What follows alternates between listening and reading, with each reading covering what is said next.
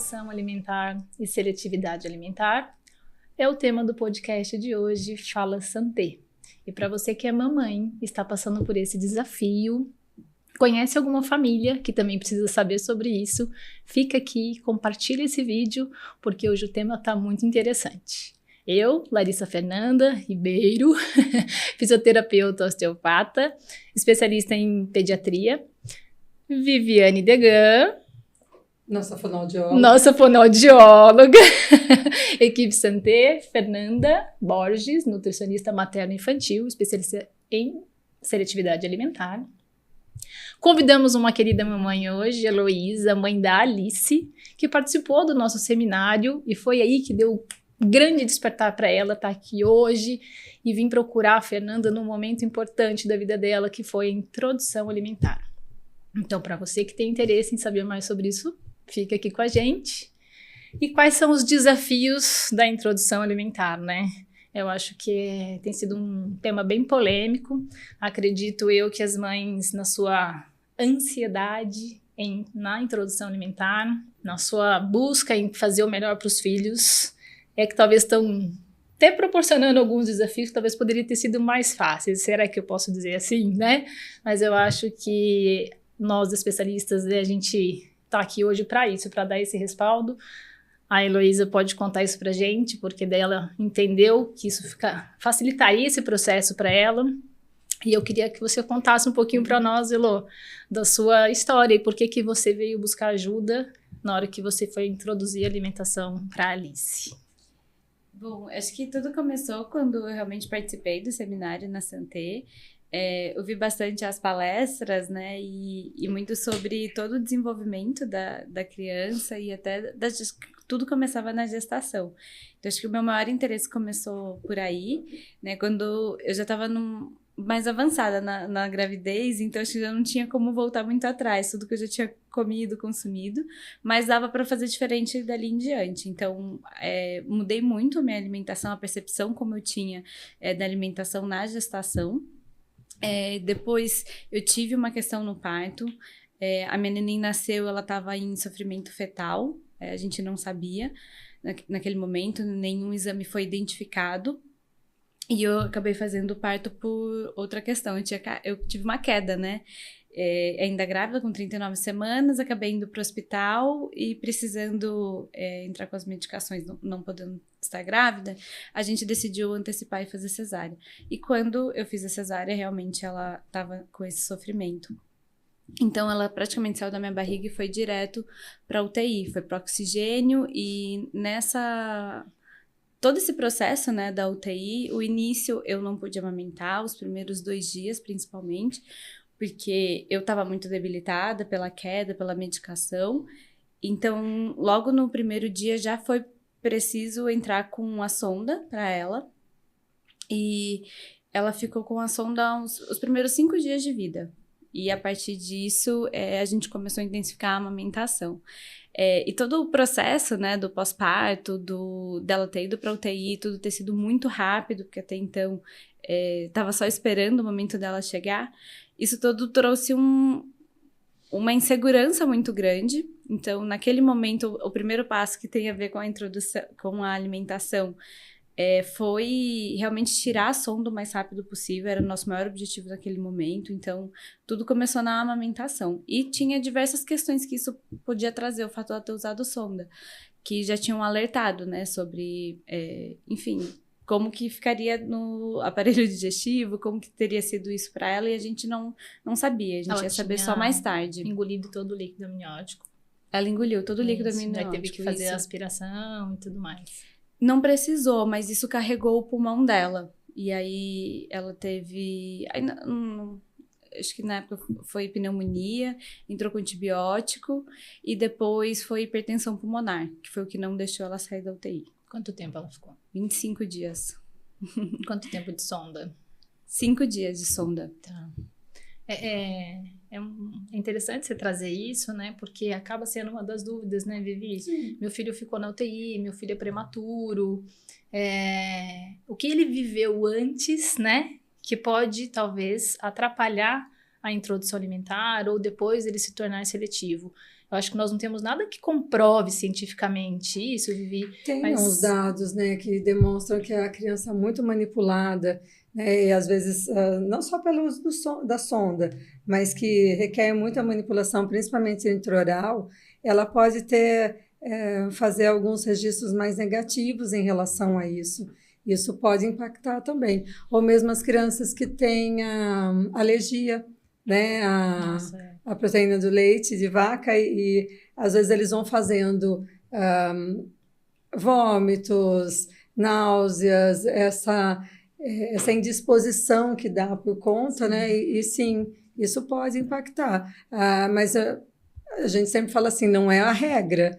O ideal é sempre nós olharmos para isso antes, né? As famílias terem esse tipo de informação e, se por acaso começar a identificar alguma dificuldade, já entrar com algum tipo de recurso para facilitar, né? E não necessariamente ela ter uma dificuldade na introdução alimentar ou ela entrar numa seletividade alimentar. Isso eu acho que volto para a importância, né, da gente, quando a gente trouxe um pouco dessa informação no seminário, e o objetivo mesmo da nossa equipe, né, enquanto profissionais da saúde, é trazer esse conhecimento como forma de conhecimento, assim, para as mães poderem, se eu viver isso, né, para onde eu vou e como eu faço para buscar ajuda, porque a gente sempre se preocupa se a gente está alarmando ou amedrontando as pessoas, mas na realidade o conhecimento ele é libertador nessa hora, né? Porque você jamais imaginou que você fosse ter a experiência na hora do nascimento dela. Essa queda foi uma providência divina, né? Pra gente ver como Deus é perfeito, até de uma forma onde você caiu, mas foi o melhor naquele dia, né? E daí, de repente, você tinha esse conhecimento e você, né, sabendo que isso poderia ser uma causa, poderia atrapalhar, porque ela teve experiências negativas antes.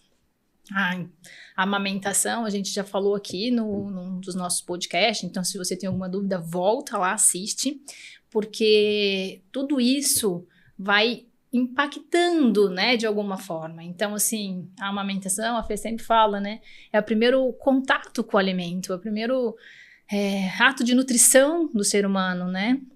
Então, se isso vai sendo feito de uma forma mais tranquila, se a criança consegue mamar direitinho, e mesmo que ela não seja o exclusivo no peito, mas que a experiência, né, de outras formas de aleitamento materno ocorram de uma melhor forma, quando esse apoio do profissional vem para ajustar isso de uma forma tranquila, né, o quanto isso pode ser mais facilitador, menos impactante na hora da introdução, ou depois a gente encontrar uma criança seletiva lá na frente. Com certeza. E da Elo também, que ela me procurou, teve a questão da alteração do frênulo, né? Isso. Que também te preocupava um pouco, né, com relação à aceitação dos alimentos.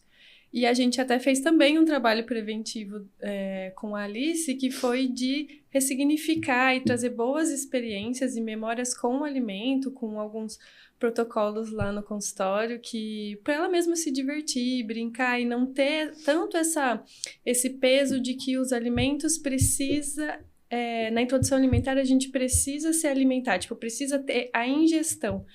O que eu gosto sempre de frisar é que introdução alimentar é para a criança conhecer o alimento, se familiarizar, ter uma boa relação com ele.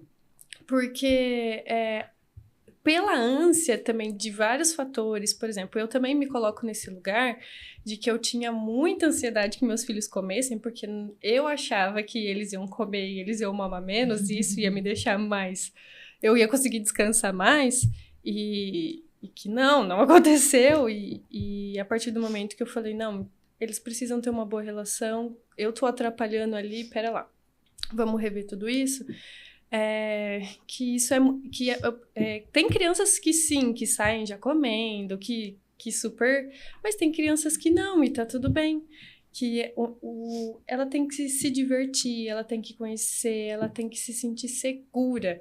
Então, depois ela vai comer. Então, esses 6 primeiros meses é, de fato, para a criança conhecer, se familiarizar, para a gente tornar uma criança que a gente fala um comedor competente. O que é um comedor competente? Uma criança que come feliz, que tem uma boa relação com os alimentos. Então, acho que isso é bacana e Foi uma experiência incrível trabalhar com vocês. Está sendo, né? A gente ainda está desenvolvendo ali. Sim. E a gente tem sido maravilhoso. Que bom, Fê. Ela, na verdade, a nossa busca do freio de língua também veio nisso, né? Por o comecinho ter sido muita coisa, é aprender a amamentar com a sonda, depois tirar a sonda, ela entender que ela tinha que fazer um esforço para se alimentar e ficar satisfeita. E depois teve uma fase que ela não tinha problema da alimentação, mas a gente identificava alguns comportamentos que era estranho. Ela chupava muito a mão, que ficava até vermelhinha a mãozinha dela, de tanto que ela colocava na boca, tinha outras coisas, e aí a gente resolveu passar pela fono, né? E a gente fez todo esse processo de melhorar essa relação, a língua foi quando a gente identificou, e a gente fez esse acompanhamento até o início da introdução. Como a gente entrou com as duas profissionais juntas, né? Então a Fê trouxe muito isso da relação sensorial com os alimentos. Então a gente dava laranja, batata para ela brincar, fazia coisas diferentes para elas ter outra relação com a alimentação, dava os utensílios da cozinha para ela brincar, potinho para mexer. Isso a gente começou bem antes, entre 4 meses e meio, 5 meses, não foi antes da introdução mesmo, foram um mês e meio, até de fato ela começar a levar o alimento na boca. E com tudo isso, acho que a nossa maior preocupação era a questão do engasgo, tanto desde que ela nasceu na UTI, quanto depois sobre esse processo, a gente passou por muitas situações dela engasgar, com diversas coisas. Com o leite materno, tinha muita produção, saía muito leite na boca dela, ela não conseguia engolir e respirar, engolir e tossir, várias coisas, né? Então tinha o engasgo com leite materno, obviamente por ela ter saído com sonda, ela entrou na fórmula desde o primeiro dia, então ela tinha também, às vezes com a mamadeira, o fluxo da mamadeira, ela ia muito ansiosa e acabava engasgando, e saiu também com a medicação, isso que era mais grossa, densa, Sim. Tinha que acertar mais aonde colocar para ela não devolver a medicação. Então a gente passou por muitos episódios de engasgo. A gente tinha uma preocupação muito grande, como seria então com os alimentos, né? Sem dente, a gente acha também que só porque não tem dente eles não conseguem mastigar e engolir. Então isso foi a busca pela profissional, justamente por esse episódio de engasgo, assim, situações que a gente não gostaria de reviver. E também para buscar uma outra relação dela com a comida. Eu, na minha infância, acredito que eu não tive uma boa relação com a comida, tive episódios de compulsão, tive episódios de muita restrição, e eu não queria nem levar a minha experiência ruim para ela, e eu queria que ela tivesse a dela, né? E começar certinho desde do primeiro dia. Também acho que tem um terceiro ponto que mãe de primeira viagem pega, né? Acho que a última criança que eu tinha acompanhado a introdução alimentar eu tive meus sobrinhos, mas antes era minha irmã, né, na mesma casa, a gente tem 7 anos de diferença. Então isso já tinha passado quase 20 anos. Sim. E na época eu lembro a gente começava com suquinho, eu lembro da minha mãe fazer o suquinho, sempre de laranja lima pra ela, era a comida sempre batida. Na minha cabeça, então, tudo tinha isso. Quando eu fui participando de curso de gestante, mesmo no seminário, e vinha essa novidade do BLW, por exemplo, um caminho, eu fiquei totalmente perdida. A gente não sabia como vai ser. Como que vai ser, como que são esses cortes, como que é esse tipo de alimentação, como assim agora não usa mais instrumentos, como que não bate, como que vai ser isso, principalmente o engasgo. E quando eu cheguei com a Fê na primeira consulta, ela já falou, ela não tem nada disso, não precisa comprar um monte de coisa, eles comem nas coisas que a gente come também, não precisa ser BLW, tem um meio termo pra gente seguir, e eu acho que isso foi essencial pra gente ter uma experiência positiva com ela na introdução. Perfeito, nossa, é muito legal, né? O teu relato está sendo, assim, bem rico para nós, porque você trouxe várias questões, né? Desde o nascimento dela, então, experiências que ela teve negativas, experiências sensoriais na boca, remédio, 2 tipos de aleitamento, né? Então, assim, tudo isso, engasgo, isso, assim, você trouxe uma riqueza, porque você trouxe várias experiências que, às vezes, as mães têm isoladamente, né? E que, talvez, em algum outro momento, pode até repercutir, mas você teve bastante coisa ao mesmo tempo e você traz um conhecimento, experiências pregressas sua, né, da sua história e vem com um momento de muita mudança na alimentação, né, que é essa novidade do BLW, que também não é exclusivo, é uma coisa que hoje está se construindo, né, eu acho que a introdução alimentar é uma construção da família com aquele bebê, com a necessidade daquele bebê, né, e com as experiências pregressas, como foi a história desse bebê, né, a Vivi, eu acho que pode... Primeiro, a gente tem que lembrar que é a introdução alimentar, né, e que a criança não vai sentar e comer um prato, né, aquele que normalmente a mãe acha que deveria ser, né, isso é muito difícil, até tem os que comem mais, né, aí surpreende, e eu já vi relato da mãe, falou, eu comecei a dar abacate, e ela começou e ela já tinha comido meio abacate, e ela queria mais, né, então tem, mas é introdução, então se comer menos, não tem problema. E a questão dos métodos, às vezes a gente fica muito preso, né? Eu tenho que seguir um método. Não temos métodos, né? Na verdade, quem escolhe o método é a criança. É ela que vai estar pronta. Ela está pronta para quê? Às vezes a mãe vem com tanta expectativa, né? Vou fazer o BLW porque eu acho isso fantástico. E que é interessante, né? Porque trabalha muito do sensorial, do contato com a comida, né? A Ilô mesmo falou, antes da introdução, ela já estava ali brincando com os alimentos. Tem um mito também que as pessoas ficam muito presas, né? Que comida não é para estragar. Eu entendo, né? Que comida é uma coisa que a gente tem que respeitar. Mas a gente não pode deixar de entender também que a criança precisa experimentar a comida e às vezes o experimentar não é na boca. É experimentar na mão, é ter o contato visual, então ela participar da refeição com a família, mesmo que ela ainda não vá comer aqueles alimentos da família, mas ela está exposta ao visual, né, de ver o alimento na mesa, ao cheiro, então isso é importante, a integração, tudo isso é estímulo, né? Para aceitar, né? Não é um momento mágico, sentou, pôs na boca, comeu, né, engoliu e acabou, não é isso, tem uma construção aí por trás, né? Eu acho que isso que você falou, que a gente já falou, que é a introdução alimentar, é o introduzir uma coisa que a gente espera muito tempo da criança para ela falar, para ela andar. E quando é comer, a gente tem uma ansiedade muito grande, do tipo, a criança vai sair comendo. E não é bem assim, ela precisa aprender.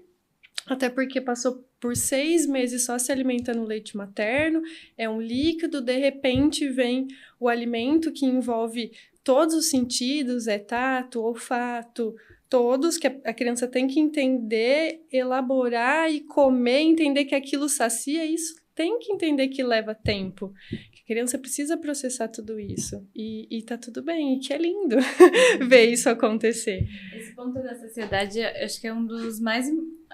foi uma questão mesmo, porque o leite sacia eles na hora, principalmente de fórmula. Então, a gente via, ela não tomava muito, 60, 90 ml, ela ficava satisfeita, mas ela tomava aquilo, ficava tranquila, e a comida não, e às vezes até a gente acha que tá estragando, ou que já foi muito, e na verdade não foi, porque relativamente para o tamanho deles ou para o espaço do estômago, foi muito pouquinho, né? E às vezes a gente perde a noção na comparação. Isso é importante, que a gente, às vezes eu recebo muita mãe, mas está comendo um pouco.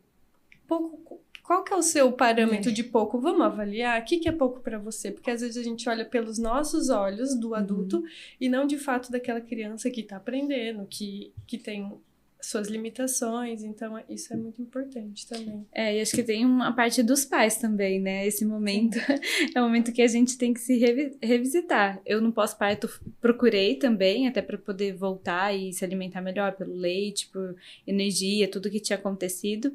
E foi um momento também de redescoberta, né? A gente entender que a gente coloca muita comida no prato e que para o nosso estômago já é muito. Imagina comparar aquilo para uma criança. Então foi esse exercício da gente pôr menos. A qualidade dos alimentos que a gente trazia para dentro de casa, isso também tem a ver com agora, mas no começo já teve. A gente foi tirando toda a parte de industrializado, até do desperdício. A gente foi trazendo alimentos primeiro que a gente gosta, para a gente poder também comer junto com ela e ela também experimentar. Então foi um momento também que a gente experimentou muitas frutas, legumes que a gente não comia há muito tempo. Então tem esse exercício também, às vezes sinto que alguns pais não querem ou sentar ou passar por esse processo, e foi necessário, eu e meu marido tivemos que passar por esse processo de revisitar alimentos, a nossa alimentação, a forma como a gente comia, para poder passar uma boa experiência para ela. Oi, Elô, conta que você estava falando pra gente antes de começar a gravação que ela vai muito, quer comer o que vocês estão comendo. Conta o episódio que você comentou da tapioca? Foi inclusive hoje. Eu fiz a crepioca pra ela e pra mim. E antes de comer a crepioca, eu comecei a comer a fruta. Aí quando eu comecei a comer a fruta, ela parou de comer a crepioca. E eu já tinha ofertado a fruta, ela tinha recusado, mas eu tinha dado a crepioca pra ela começar o café. Aí quando eu comecei a comer a fruta, que era o caju, aí ela começou só a comer o caju. A hora que eu acabei o meu caju, ela não quis mais. Eu comecei a crepioca, ela começou também. E isso a gente começou a reparar. Teve um momento que ela ia super bem e parou. Não queria mais, a gente tentou o colo, foi tentando os artifícios, que a Nutri não escute.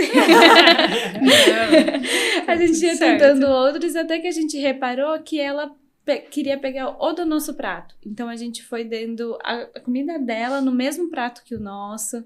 A gente abriu mão de todos os pratinhos que a gente tinha comprado para ela, das ventosas, das colherzinhas especiais, mas ela queria comer no nosso garfo, no nosso prato, e às vezes a comida junto. Então eu tinha que separar a minha comida da dela, e ela comia a mesma coisa que a gente. Então isso também, de novo, faz com que nós, pais, reforce tudo isso. Sim. De melhorar a alimentação, do exemplo que a gente está dando, cozinhar mais, né, e tirar a fritura, parar de beber com a comida, porque ela tem curiosidade, né, a gente via na lata da Coca, imagina aquela lata que chama super atenção, vermelha, nunca mais em casa. E que eu tava comentando o quanto isso é importante, que a criança quer muito pertencer àquele momento, então que é muito importante essa mudança dos pais, essa estrutura da casa, faz todo sentido. Tipo, é o exemplo. É o modelo.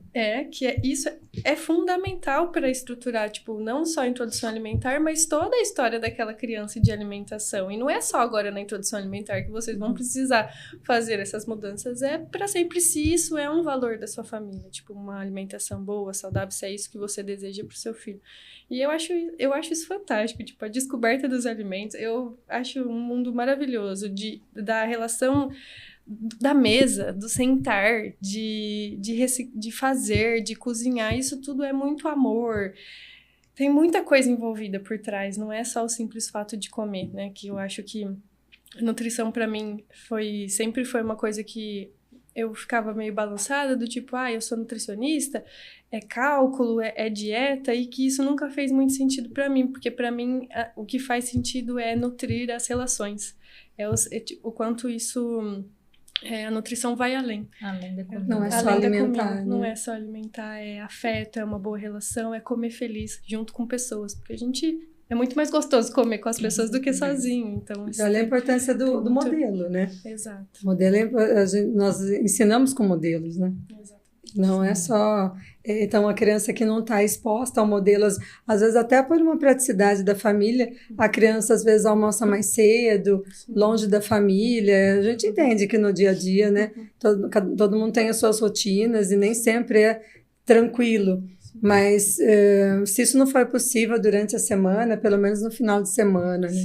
Ter esse momento, ou à noite, mas ter esse momento, né, dos modelos. Tem pesquisa que já mostra que pelo menos uma refeição em família, tipo, no dia já é capaz de impactar positivamente a alimentação daquela criança. Então, é possível, tipo, um café da manhã, um jantar, com certeza.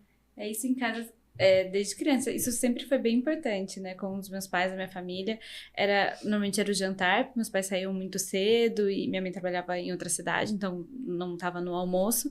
Mas a gente sempre fez essa questão. E pra gente sempre foi importante o jantar, né? Então era o momento não só da refeição, mas de contar o dia, de compartilhar, de ter essa relação. Então, pra mim, era importante que ela trouxesse. Meu marido, por exemplo, não tinha essa cultura, né? Então, na minha casa, a gente acabou encontrando e ele também foi se adaptando ao longo do casamento, né? Pra gente, ele entendendo que o almoço, fazer as refeições, estar sentado, esperar o outro terminar, era muito importante. E a gente tenta levar isso pra ela. E até hoje, durante a semana é mais complicado. Tanto que ela acaba, hoje, né, com 10 meses, ela acaba almoçando e jantando na escola, mas quando ela volta, ela quer jantar de novo, quer comer de novo. E a gente faz questão de dar a comida, para não intensificar, né, o consumo do leite. E a gente acabou começou a jantar muito mais cedo. Então, 6h30, 7 horas, a gente também começou a jantar. É uma qualidade de vida pra gente, é muito melhor jantar mais cedo. E nos finais de semana, a gente acaba fazendo ela entrar também um pouquinho na nossa rotina, porque não é fácil. Mas, ou eu levo a comida pronta no restaurante com a gente, ou a gente vai num restaurante que a gente consegue adaptar a comida para ela, e os horários também. Eu entendo que ela não aguenta tanto de fome, não consegue entender, então a gente sempre tem um lanchinho ou uma mamadeira, dá um pouquinho para ela forrar, e ela também participar das refeições junto com a gente, seja em família, né? Então no final de semana a gente segue mais certinho essa rotina alimentar. Perfeito. Eu acho que eu queria trazer aqui da Vivi, de falar um pouco sobre o que a gente faz juntas, às vezes, em casos de tanto introdução alimentar, né, que a gente já teve, por exemplo, um caso que a mãe, olha, não tá legal, você avaliou, aí a gente adaptou a textura, você lembra desse caso, Vivi? Lembro. Adaptou a colher. Isso. E é muito rápido. Né? Às vezes a mãe fica lá com bastante dificuldade e você vai lá, mexe um pouquinho, destrava tanto para a mãe como para a criança e vai embora, né? A questão da alimentação da criança, é difícil a gente achar uma colher que dê certo. Às vezes a gente usa uma colher muito grande, tem que respeitar o tamanho da boquinha da criança, né? Então, às vezes, vem com uma colher grande demais. Eu costumo dizer, a gente come com colher de arroz? Não, né? Então, tentar ter esse cuidado, não encher essa colher demais, porque ela vai desorganizar. Nós nascemos sabendo sugar, engolir e respirar, mas nós não sabemos mastigar. Mastigar nós aprendemos, é um aprendizado. Então, ela precisa de experiências diferentes, então, com texturas diferentes, com utensílios diferentes, uma hora na mão, outra hora na colher, ela segurando na colher. Então, tudo isso facilita bastante. E, às vezes, a criança ela não está entendendo o que ela tem que fazer com a comidinha na boca. Então, coloca na boca, às vezes ela expele. Ela abre a boquinha com a linguinha para frente e a comida cai. Ou então ela coloca a comida na boca e não acontece nada. Ela fica segurando lá paradinha e depois ela cospe. Então, às vezes, esses ajustes pequenos, né? A Fernanda pensando na questão nutricional também da criança, o que é importante para ela naquele momento, e às vezes organizando o motor, né? Esse motor oral que nem sempre é um problema, uma disfunção, uma lesão. É só ela entender o que ela tem que fazer. Né? Um ajustezinho só e normalmente costuma ser até bem rápido, né? Ele surpreende. Tem muitos casos em que é algo que realmente precisa ser trabalhado, né? Que não foi diagnosticado, o quanto uma anquiloglossia pode impactar. Sim. Ou não, né? Pode estar associado ou não. Então, assim, casos de consultório, que é uma das coisas importantes que a gente gosta de trazer aqui. Então, assim, de uma bebê com uma fratura na clavícula, que teve toda uma fraqueza de cintura escapular, uma dificuldade de realizar o desenvolvimento motor de uma forma esperada, tá? Sem aquela coisa desenhada com 4 meses e tal. Mas quando chegou na introdução, ainda com essa dificuldade em sentar corretamente, de sustentar bem o tronco, manter uma posturinha mais flexora, o quanto impactou nisso, porque é uma criança que tem mais dificuldade para gerenciar, porque são forças que estão aqui que vêm para cá e daqui para cá são o tempo inteiro trabalhando junto, é um organismo tentando se organizar, se equilibrar. Então, o bebê, ele está em desenvolvimento, né? Então, é desenvolver as boas relações, é desenvolvimento motor, é desenvolvimento de... É muita coisa para se desenvolver, é intenso ser bebê, como a mamãe falou hoje, é difícil ser bebê, né? Eu falei, é muito, porque tem muita coisa para aprender, tem muita coisa para experienciar, tem muitos sims, tem muitos nãos, tem muita coisa, né? Então, assim, é intenso. Daí, quando você, às vezes, encontra um bebê que você poderia ter tido um impacto muito maior, né? Então, eu acho que o teu cuidado, o teu olhar foi fazendo com que isso ficasse mais leve e você conseguisse fazer uma boa introdução, né? Mas não é o que acontece, né? Até porque não é o que chega para nós, sim, né? Sim. O que chega para nós é que precisa de intervenção. E nesses casos, né? O quanto uma ancloglossia, né? Que é o freio lingual curto, ou uma disfunção oral, pode impactar e atrapalhar isso também, né? Pode, mas a primeira questão passa pela postura também, né? Pelo controle, né? Controle cervical, controle de tronco. Uma criança que não tem controle de tronco, ela não tem condição ainda de fazer movimentos que ela consiga fazer pelo menos um amassamento ali, uma deglutição, né? Então tem vários sinais ali. Às vezes a gente fica muito presa nos marcos, há 6 meses, a época de introdução alimentar. Mas e como é que ela tá? Ela senta? Ela sustenta? Tronco, né? Ela teve uma anquiloglossia ou não, que é a linguinha presa? O quanto isso está impactando? Ela consegue lateralizar a língua? Porque ela vai precisar disso? Então, às vezes, a prontidão alimentar, ela passa por vários aspectos, né? Desde o controle motor em si, até mesmo a capacidade dela organizar tudo isso. E até um pouquinho além, Vivi, a digestão, eu acho, né? Que Sim. A pediatra alertou muito a gente, né? Que às vezes na empolgação, ainda avós, né? O pessoal mais velho quer dar chá, quer dar isso, né? E querem antecipar essa introdução alimentar. E ela alertou também muito a questão do intestino, do aparelho digestivo, o quanto ele também precisa desse tempo para ficar pronto. Amadurecer. Então, era uma das nossas preocupações é que tudo isso estivesse encaixado para ela conseguir aproveitar melhor. E até a questão da linguinha, pra gente não foi óbvio, né? Muita gente só busca ajuda quando ou não ganha peso, ou não tá amamentando direito, Isso. quando chora. E no nosso caso não teve Ela nada deu e conta. realmente tinha. Então, eu Mas tinha os indicaria... engasgos, pode ser. provável. mas na época Não tinha era. muitos fatores que poderiam levar ao engasgo. Então, isso não... Ninguém era- alertou que poderia não foi ser... relevante não foi naquele relevante, momento, né? E o engasgo também era algo que a gente só passava. E de primeira viagem, você não acha que... Você acha que é normal, né? Isso, o bebê tá aprendendo a respirar, viver, muita sentir coisa as pra coisas. gerenciar. Muitas coisas. Então, a gente não achava que isso era tão... Precisava de ajuda. Assim, precisava de uma ajuda externa. Mesmo porque quando a gente olhava tudo, pensava numa coisa mais crítica, né? Será que ela tem refluxo... Oculto, não tô vendo. E a gente não tá vendo algumas outras coisas. Então, eu acho que é bem importante passar por quem entende, por profissionais, Perfeito. porque é muita coisa pra gente, principalmente pais de primeira viagem. Mas eu também acho que talvez num segundo vai vir por outras coisas, né? Outras Ah, questões. com certeza, nunca é igual. Nunca é igual, né? A gente não vai saber. O objetivo nosso é trazer conhecimento e acesso a esse conhecimento a todos, né? Eu acho que o canal vem com esse objetivo. O Instagram é uma grande rede, mas acaba uma limitação maior de entrega de um conteúdo, né? E daí o YouTube talvez venha e consiga, né? Então, que essas pessoas possam acessar isso, mas que isso seja o seu filtro para buscar ajuda profissional, né? Porque, na dúvida, não é o Instagram que vai te tirar essa dúvida.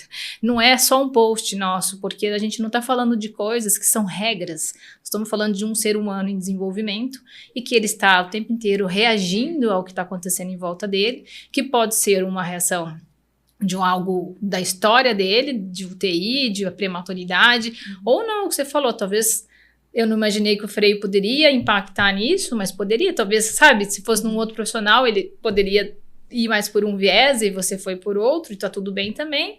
Então eu falo que nessa hora é isso, é buscar a ajuda do profissional que tá para te ajudar nesse momento, né? Então, é facilitar esse processo, né? Que seja bem harmonioso, que seja prazeroso, porque é uma coisa, quando a gente fala em desenvolvimento humano, né, de bebês, eu sempre falo, dou esse exemplo, que é levantar essa casa, né?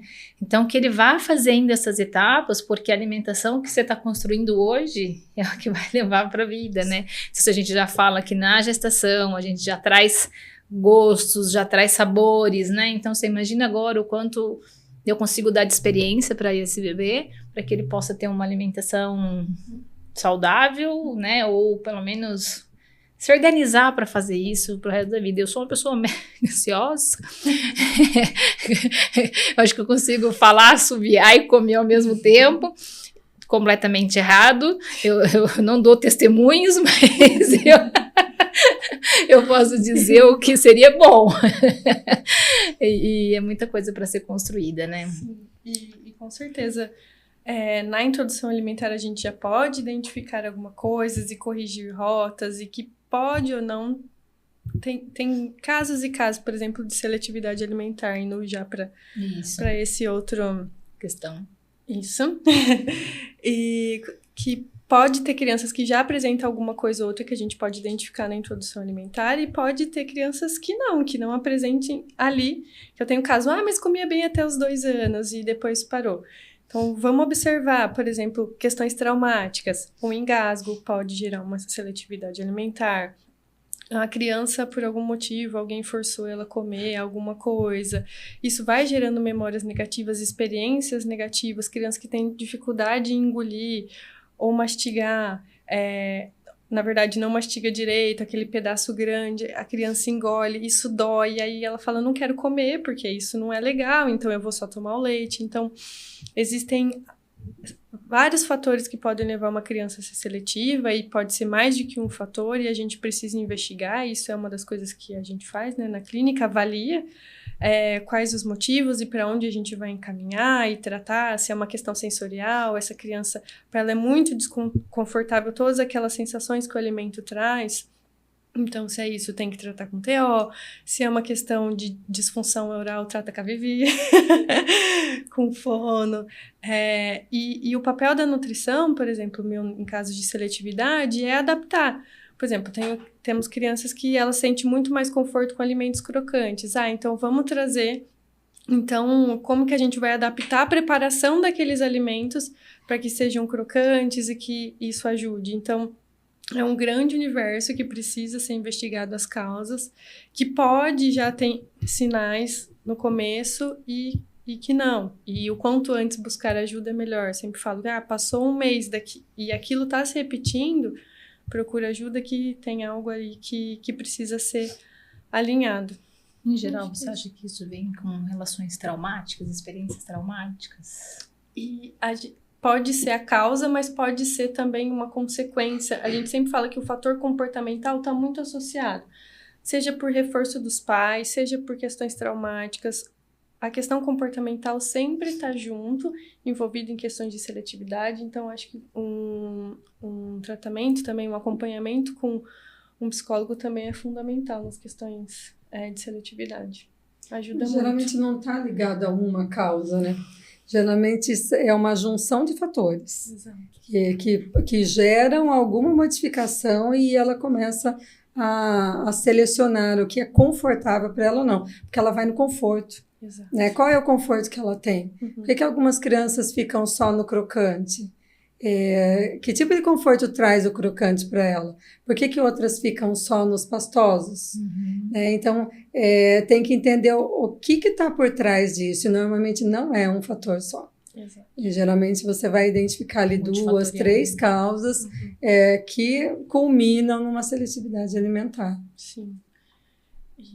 É bem complexa a seletividade, né? Bastante. Dá assunto aí para uns 2 podcasts. É verdade. Com certeza. Com uma experiência, né, da minha filha, bem rápido, assim, mas inicialmente eu achei que era bem traumático, porque ela tinha passado por um episódio de um exame que foi traumático, mas depois a gente descobriu desse exame que ela tinha uma malformação craniana e que daí o médico trouxe que essa malformação dificultava a deglutição. Então, daí que fechou a conta no sentido, sim, aquilo talvez foi o que desencadeou de fato ela começar a selecionar, né? Mas ela tinha uma causa mecânica que também dificultava ela de... Que gerava desconforto. Que gerava desconforto, né? Que daí não... Que gera um alerta também, né? Não tinha nada a ver com preferência, frescura, porque acho que no primeiro momento a gente sempre acha isso. Ah, que frescura, não quer, por quê? E no final tinha uma coisa bem mais grave por trás, sim, né? Sim. Gosto sempre de falar, não é culpa da mãe. Porque às vezes a culpa é atribuída à mãe e não é a culpa da mãe. Né? Então, são vários fatores. Muito culpada. Isso, você não conseguir alimentar uma criança gera um desconforto muito grande. Eu ia falar isso, tipo, é a função da mãe, tipo, é nutrir para aquela criança crescer, e é a amamentação, é a alimentação, e quando cai nessas questões, é muito difícil, tipo, pra mãe, e que não é culpa, e também não é, sempre falo pras mães, às vezes falo, como que eu nunca identifiquei isso? Porque você não é profissional, você é mãe. É quem tem que fazer isso, somos nós. De identificar qual a causa, por onde a gente vai. Então, tira essa culpa, tenta, né? Porque não é... Acho que uma forma de tirar isso é confiar no seu instinto. Por exemplo, quando surgiu a questão do freio da língua, ela ficava muito com a mão na boca. Eu não sei explicar, mas eu sentia que aquilo não era normal. E todo mundo fala, é normal, criança leva muito a mão na boca, mas era muito além. Muito. E eu falei, também o que custa a gente passar por alguém, por uma avaliação? O máximo que vai acontecer, a gente foi fala lá, assim, tá tudo tá bem. tudo bem. Isso vai não tem nada né? demais. Ouvir tá tudo bem é bom, né? Sim, e nesse compartilhar a gente traz isso, porque às vezes a mamãe tá observando isso e tá todo mundo falando, não, deixa pra lá isso aí, não se preocupe com isso, vai passar, né? Porque a gente, como os terapeutas, assim, a gente sempre cai mas falaram que ia passar, alguém falou que ia passar, né? Então, pode ser que passe, que se passar ótimo, mas que a gente sabe, e a nossa experiência traz isso, e que esperar não é o melhor. O melhor é você, pelo menos, buscar ajuda e ter alguém que realmente tem conhecimento sobre aquilo para te dar uma luz. Não, isso tá tudo certo, vai passar mesmo, ou não, acho que melhor a gente fazer uma intervenção, porque também ninguém tá aqui para cravar, né, o quão, por exemplo, o freio vai impactar, ou o quão isso vai impactar, mas a clínica mostra estatísticas no sentido de que a gente vê com frequência isso se repetir. Quando isso se repete com frequência, a gente começa a ficar, até nós, né, nós estamos também aprendendo o tempo inteiro, sempre vem algo novo, nossa, eu nunca vi isso, né, foi diferente para mim essa experiência. Esses dias uma mãe estava super ansiosa, criança com a PLV, ela estava super restrita de alimentação, até falei com a Fê sobre isso, né? Então, a mãe restritiva, porque a criança tinha PLV, mesmo assim, era uma criança que demandava muito, sabe? Era muito chorona, tinha algo que incomodava ela. Mas ela tinha muita produção de leite, aquela coisa assim que a gente jamais desconfiaria que essa criança poderia estar sentindo fome, porque ela mamava muito, só que ao mesmo tempo ela solicitava muito, era uma criança que ficava muito tempo no peito.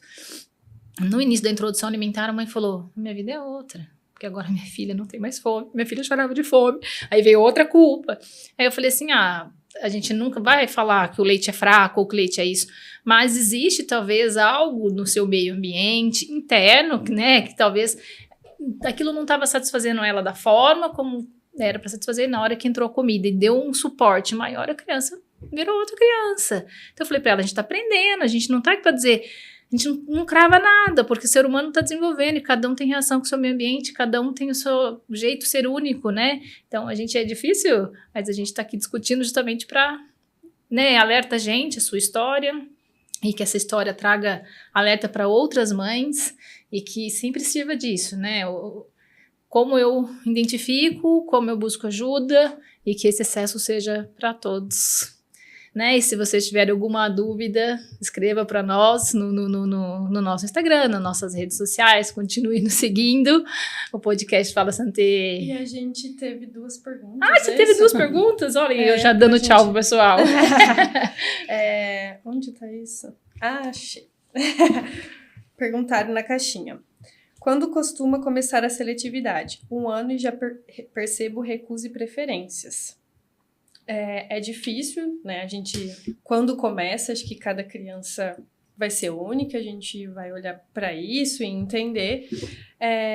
Só que até a resposta a pergunta já tem a própria resposta. Tá falando que tem preferências. Preferências é diferente de seletividade. Então, é natural a gente ter preferências por alimentos, por texturas, isso faz parte. E com 1 ano tem uma coisa muito curiosa que as crianças tendem a preferir alimentos ricos em carboidratos. Ou seja, batata, macarrão, arroz. Por quê? Porque a fase de estar começando a andar tem uma necessidade energética muito grande de energia rápida, que é o que o carboidrato, os açúcares oferecem. Então, as crianças tendem principalmente a começar a comer. Tipo, você põe um prato, começa por esses. É muito engraçado. Então, e aí tem estratégias que a gente consegue fazer para conseguir variar, mas pode ser o que esteja acontecendo nesse caso. Então, acho que é isso. Alguém quer? Acho que teve uma outra mãe que agora que você falou, eu me atentei. Teve uma mãe que falou, meu filho só quer comer com as mãos. Sim. A Alice tá nessa fase. Dos Não 2 anos, quer. quando começou com a pinça. E aí eu percebi que não é só a comida. Ela quer treinar É uma habilidade habilidade. motora que daí ela vai usar aquilo para experienciar. Isso, e com a comida eu senti que é onde ela mais consegue, né? Fazer isso com a pinça e levar até a boca. Então, é diferente. Assim, eu entendi que ela quer testar isso e aí agora Porque eu tô isso gera, às tentando vezes, achar. um desconforto da mãe e fala assim, será que essa minha criança não vai aprender a comer com garfo e faca? São fases, né? Deixa eu Vai passar. restaurante, assim, depois, mas essa mão-boca é o importante, né? Ela consegue, nesse relação mão-boca, ela conseguir colocar quanto eu consigo pôr de alimento na minha boca, o que eu consigo organizar. Então, para ela é um aprendizado, né? Então, é a fase que a gente tem que deixar mesmo. E não vai comer com a mão no restaurante. Experiência própria. Tá tudo bem. E o sistema sensorial é o mais primitivo, né? Sim. Então, validar o que eu vou comer no meu Exato. tato é algo muito importante para eles, né? O que para nós já está resolvido, para eles não. Então, é importante deixar assim, pegar. Aí a mãe falou, mas pega do chão. Eu falei, daí você vai gerenciando isso, né? Porque é óbvio que acaba às vezes sendo exposto a outras coisas que não são interessantes. Mas é isso, eles precisam experimentar. Uma mãe hoje falou também, comecei a introdução e não quer mais mamar. Posso deixar? Eu falei, eu posso me informar melhor com a Fê. Mas eu acredito que vai reduzir drasticamente. Tem crianças que Não cabe, né? Tem crianças que necessitam A digestão da mamadeira ou diferente, do né? leite, né? Sim. Mas ela falou que o Heitorzinho drasticamente, tipo, não quer mamar mais. E tá tudo bem. Sim. E essa coisa da mão, né? Tipo, é que a gente sempre fala, tudo que a criança tolera com as mãos, sente conforto, ela vai se sentir muito mais tranquila de levar na boca. Então, o explorar com as mãos, por isso que o BLW é interessante, mas que também não é a única forma. Até teve uma mãe que achou que, vai passar em você, eu vou ter que fazer BLW. E não, a gente tá ali pra te ajudar, tipo, é o suporte para fazer o melhor para vocês dois. Pra família e pra criança. E também adaptação, porque tem gente que uma coisa importante, que é muito mais fácil para a criança começar com o garfo do que com a colher, a comer com a colher. Então, porque o garfo você faz assim, o alimento não cai, porque tá incoordenado ainda. Então, às vezes, será que a gente precisa ajustar qual talher aí para essa criança? E tá tudo bem comer com as mãos, e isso é um ótimo aprendizado até para conseguir comer com E hoje com tem garfo. que você melhor indica, porque tem pessoas que falam, uso de metal, porque teoricamente é o que ele vai dar continuidade depois. Não só por isso, mas até pela palatabilidade. É muito melhor até a gente comer com plástico e comer com metal é muito melhor. E tem uns infantis, uns garfos que tem São mais arredondados. arredondados que são bem interessantes, assim, que eu gosto Seria bastante. legal você comentar, Fê, sobre os utensílios, que ajudou muito a não comprar aquele monte de coisa. Sim, eu falo que... E até uma coisa que ensinou muito a gente comparar a nós, o jeito que limpa a boca, o babador, deles não gostarem. Eu acho que isso é legal, porque pra gente mudou muito. Legal. Que me perguntou, tipo, que utensílios que a gente compra para introdução alimentar, e eu falo que tudo que você tem em casa é capaz de suprir essa necessidade. É muito gostoso ter aquelas coisas, eu sei, tipo, é a coisinha deles, os pratos, mas se você tem aquela colher pequenininha de café, já é o suficiente para eles, porque ela é de metal, ela não é tão abaulada, a criança consegue. Então, é interessante, tipo, para oferecer, né? Para pegar, pode ser um cabo muito fino para criança. Que mais, Elô, que eu tô esquecendo agora? O copo.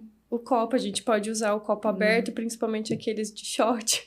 É muito legal, porque vai uma quantidade boa na hora que vai colocar na boquinha da criança, que é pequenininho. E é de vidro, exato. E até as crianças, os meus filhos faziam sozinhos, a partir de algum tempo, assim, que já tinham. Então, o que você tem em casa já é super suficiente. O que cata migalha, você diz? Ela, na verdade, usou muito pouco o babador, não gosta, assim. Os meus filhos também não. Eu me colocava no lugar dela, realmente ninguém gosta, né? Tipo, quente. É quente, e gruda. aquela coisa. Então, não precisa ter utensílios. O que você tem em casa ali já, com certeza, é o suficiente. Tem algumas coisas que são interessantes, mas que não são necessárias. E qual que é outra que você tinha me perguntado? Eu acho interessante a gente experimentar, né? Vou usar esse aqui.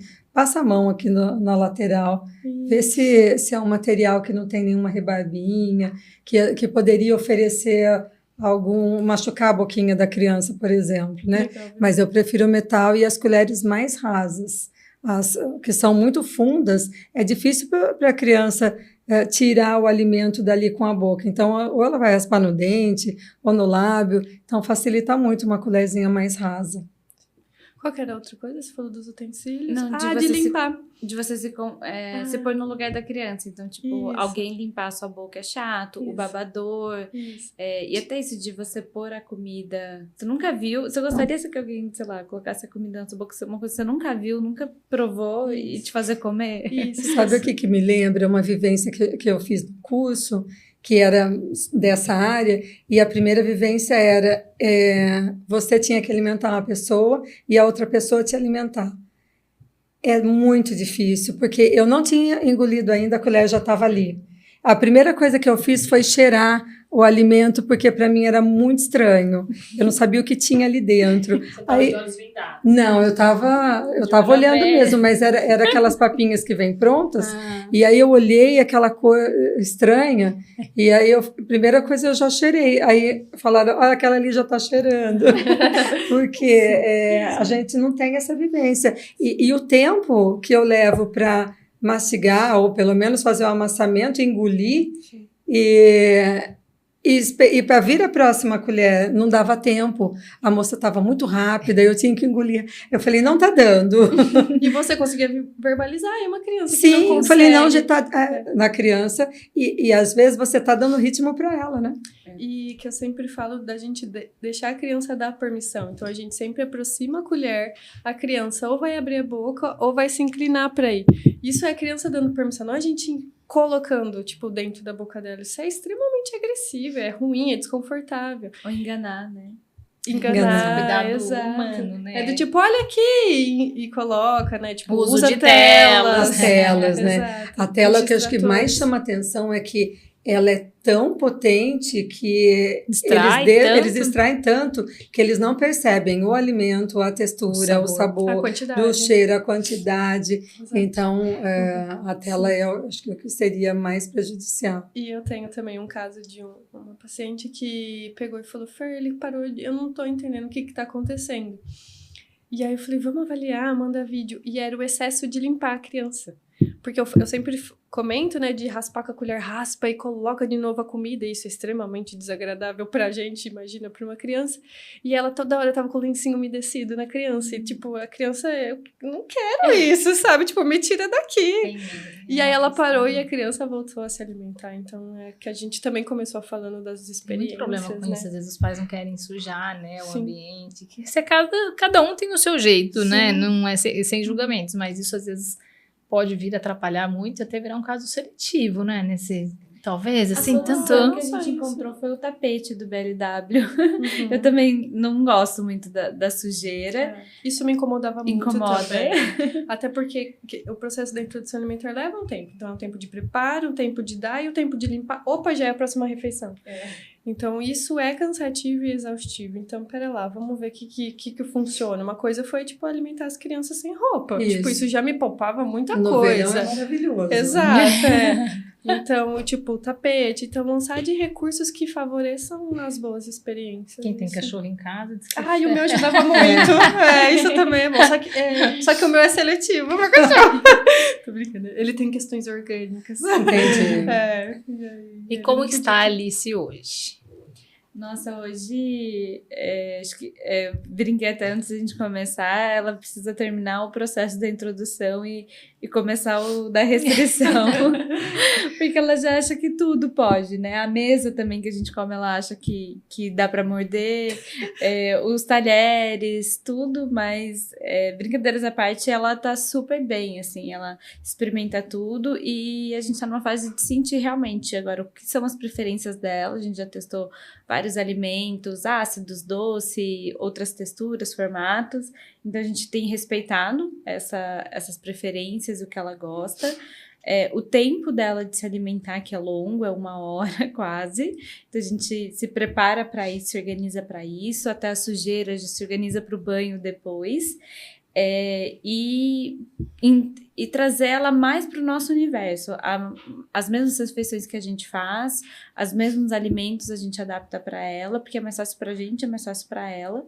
E acho que a gente falou de muitas dificuldades, né? Eu trouxe muitas dificuldades, mas eu vou falar da parte muito boa, que foi depois que ela começou a se alimentar, ela entrou muito mais na nossa rotina, a gente conseguiu sair para outros lugares, ela começou a curtir o nosso universo e a gente introduzir coisas que a gente gostava de fazer a nossa programação para ela, ficou mais parceiro, mais interativo. Legal. Então foi uma fase assim que pra mim sorriu, né? A maternidade sorriu depois desse momento, assim, a gente viajou já com ela e foi super tranquilo. A gente sempre dá um jeito, sempre encontra o que fazer, sempre alguém tem uma colherzinha pra te oferecer, um copinho de água, uma frutinha, a gente sempre encontra. E foi bem legal, teve lugares que já me deram fruta e nem tinha, era fruta da cozinha, deram por causa dela. E agora, assim, ela flui super bem na escola também. Acho que isso é importante. A gente encontrou uma escola que a alimentação é uma coisa importante para eles, então as refeições são preparadas lá. Legal. Tem uma fazendinha, então os ovos são da escola, tem as frutas do pomar que eles sentam e comem. E sempre na agenda vem que ela comeu tudo, mamou tudo, sempre todo mundo fala, ela fica quietinha no cadeirão, ela interage com as outras crianças. Então, no começo também não foi fácil, quando na fase de adaptação precisava tirar ela na hora da alimentação, fazer uma comida no jardim ou no colo. Então, foi um trabalho também da escola trazer para o que era ideal e da gente também repetir esse padrão em casa. Então, assim, é muita paciência, mas hoje eu acho que tá bem melhor, assim, bem mais prazeroso, mais legal, e eu acho que só tende a melhorar. Com certeza. Como que fica essa coisa? As mães perguntam bastante, né? Eu quero compartilhar da nossa refeição, mas eles não comem sal, né? Daí, às vezes eu vou falar um pouquinho, sabe? É possível você, antes de for temperar o feijão, já retirar o sal, né, do alimento do bebê? Sim. A gente, em casa, por exemplo, por experiência, a gente cozinhava para todo mundo a mesma comida, ou a gente, retirava deles e terminava de salgar, ou todo mundo comia sem sal e colocava o sal no prato. Tem gente que não gosta, mas pela praticidade, isso para mim valia muito a pena. Então, é sim possível, né? Ou adaptar, e não precisa ser todos os alimentos iguais. Por exemplo, o meu prato tem cenoura e tomate, peraí, deixa eu fazer isso no dele também, que isso já inclui a criança. Então, tem diferentes formas de incluir aí a criança e ser mais leve, e dar certo. Você vai dar dica pra sair, restaurante, essas coisas? Qual? Você me deu essa dica. Eu dei qual? Não, assim, pra ser mais leve, acho que pra gente isso também foi importante. Acho que também comer a refeição uma vez na semana, uma vez a cada 15 dias com sal, sim, ou num ambiente diferente, numa festa, eu acho que não faz tanto problema quanto... sei lá, não comer, deixar a criança com fome, ou deixar de fazer as coisas, porque vai sair da rotina. Perfeito. É isso. Parabéns. Que legal. Nossa, muito feliz. Ai, que bom. E quando buscar ajuda, Fê, assim, como se a gente fosse pôr em alguns tópicos importantes, assim? Eu acho que quando eu acho que isso é muito do instinto, eu acho que isso é quando a gente sente, eu acho que o que você falou foi perfeito. O que custa uma avaliação, né? De saber se está tudo bem. Então, uma criança que está comendo só um grupo alimentar, está restringindo muito um grupo alimentar, a criança está preferindo uma consistência, então meu filho só toma líquido, meu filho só come pastoso.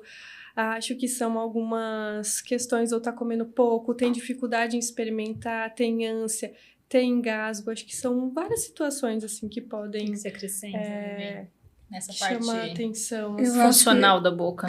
Colocou a comidinha na boca e a criança às vezes expele, não consegue engolir.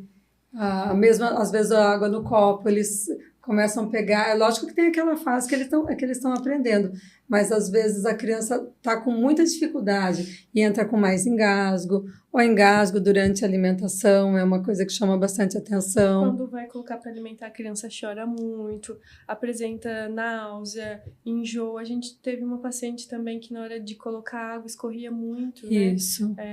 Então ela não estava conseguindo ela não conseguia, que a gente chama de cooptação, né? Ela não conseguia segurar o líquido com o lábio. Ela deixava tudo abertinho e aí vazava, né? Então ela mais derrubava do que ela tomava. Sim. E aí tinha que entrar com água na mamadeira. Às vezes a criança é uma criança que está no peito, né? Então tem outros recursos. Então quando vem dificuldade, né? Que tipo de dificuldade eu estou tendo? Tá ficando muito desafiador isso, tá né? difícil para mim? A refeição começou a ficar muito desafiadora, né? Eu começo a pensar antes, ai meu Deus, vai chegar a hora da alimentação, aí Isso é ótimo. Provavelmente tem alguma coisa que pode... a postura do bebê, né? O quanto Sim. eu coloco ele no cadeirão, o quanto ele se organiza naquele lugar, né? A gente sempre precisa dessas cadeiras para iniciar a alimentação, né? Se for aquela acoplada ou não, ou tipo cadeirão, observar como está a postura do bebê, né? Se ele está muito inseguro com 6 meses, vamos pensar na data mais próxima do ideal para iniciar a introdução alimentar, mas eu coloco lá e ele não consegue sentar numa boa postura, ele tá assim, tá quase batendo a cabeça na bandeja, ou tá caindo de lado, né? Aquele pescocinho, né? Pensa em você deglutindo assim, ou aquelas crianças que estão assim, tá? Porque crianças com alguma questão postural ou de torcicolo, muitas vezes eles estão compensados assim, então é muito difícil deglutir assim, e quando eu tenho uma inclinação, dependendo, né, tem crianças que chegam para tratar um torcicolo já com 5 meses, iniciando a introdução, com essa região toda desorganizada, cheia de tônus, então é importante observar isso também, porque tem muita relação aí, não vamos falar que é uma regra, né, como nada é uma regra, mas um torcicolo pode atrapalhar muito, né, o desenrolar disso com mais prazer, né, o quanto eu degluto com incômodo, com desconforto, né, e falando nisso, é o tema do nosso próximo episódio, torcicolo congênito, então se vocês também têm interesse em saber sobre isso, continuem e sigam o nosso canal, fiquem por aí. E muito obrigada, Elô, seu caso foi de ouro para hoje, trouxe muita coisa. Vivi, Fer, agradecemos aos nossos apoiadores, Yuzu e Lojas Semijoias Degan. E é isso. Viva Santé! Santé!